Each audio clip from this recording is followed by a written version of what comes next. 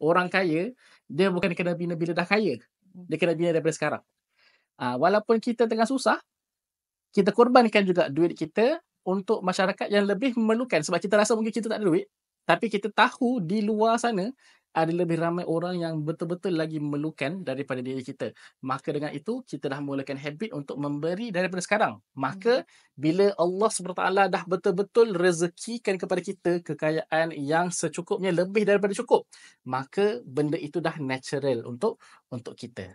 Kita jangan tunggu kaya baru nak memberi, baru nak sedekah. Sekarang kalau kita ada duit, kita sedekah. InsyaAllah mudah-mudahan dengan pengorbanan yang walaupun nampak sikit je, walaupun $1 aja, walaupun 50 sen aja, kan, tetapi insya-Allah dengan keberkahan sedekah itu Allah SWT akan menambahkan rezekinya yang telah Dia berikan kepada kita, insya-Allah.